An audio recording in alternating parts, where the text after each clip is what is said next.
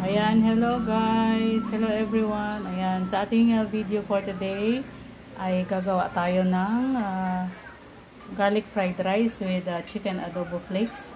Ayan, as you can see guys, meron tayo ditong bahaw or ayan, lumang kanin. Ayan, hindi man luma, is yung kanina lang siya tanghali. And then ito meron tayong tira-tirang chicken adobo na ginawa natin flakes. And then meron tayong garlic, no. So, ayan guys, ipapakita ko sa inyo kung paano, para hindi naman po sila magsawa. Kasi ulam na nila to kanina, ay kagabi, ulam din nila kanina. So, para maiba naman, ayan, gawa natin ng twist. Ayan. Ayan, so nag-init tayo ng mantika guys, no? Mantika. And then, ilalagay natin ang chicken adobo flakes na ayan, himay-himay natin. I-toast lang natin siya guys. I-toast lang natin. Iprito natin siya hanggang sa ma-toast siya. Ayan guys, as you can see, unti-unti na nagbabrown yung ating chicken flakes. Ayan. Mag-aantay natin guys na mag-golden brown siya. Ang ganda ng color niya, no? Ayan, so dahil ang mga bata ay ayaw nila ng matigas.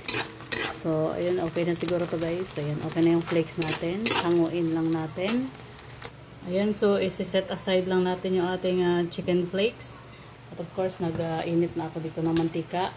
Ulit, dinagdagan ko kung saan tayo nagluto ng ating chicken flakes. So, nilalagay na natin ang garlic or bawang. Ayan, bawang in Tagalog, garlic in English. Ayan,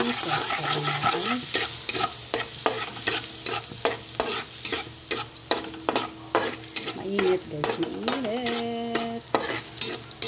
Ayan, so yung mga brown yung ating kawali guys, no? Kasi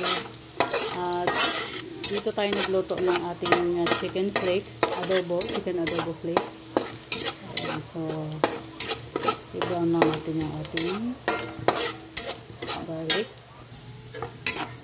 Ayan, so medyo brown ang ating garlic. Pwede nating ilagay ang ating rice, ating bahaw. Leftover rice to guys. Pero pwede din naman kayong gumamit ng ng bagong kanin kung wala kayong bahaw. Tapos gusto nyo magsangag. Pag sinangag kasi guys, yung favorite ng mga anak ko yan. So, ayan, bigyan natin ng konting. First time ko to ginawa sa kanila, yung chicken adobo flakes na fried rice. No?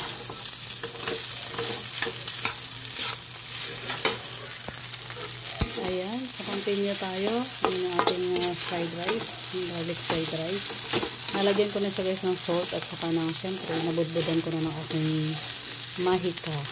Ayan. So ngayon, ilalagay na natin ang ating chicken adobo flakes. Ayan. Guys. Masarap to guys. Try nyo. Super sarap.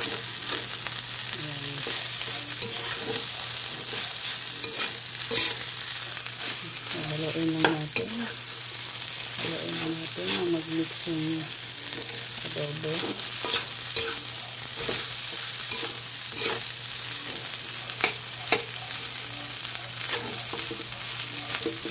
So, gusto ko magluto sa kawali dito. Sa kawali dito kasi ito yung kinalakihan ko na ginagamit.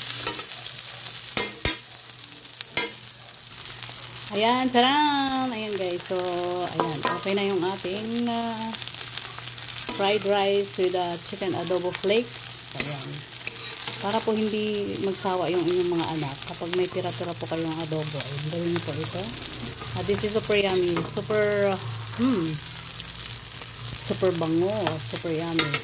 And of course, meron ako dito paksiw na isda. And of course, may rice din. Ayan, may white rice. Kasi white rice yung kakainin nito. Ipatapos ng mga anak. Ayan. So, thank you so much for watching. Ayan. Try nyo guys. Masarap. At, ayan. Magugustuhan ko ng mga kids niyo. Thank you so much for watching.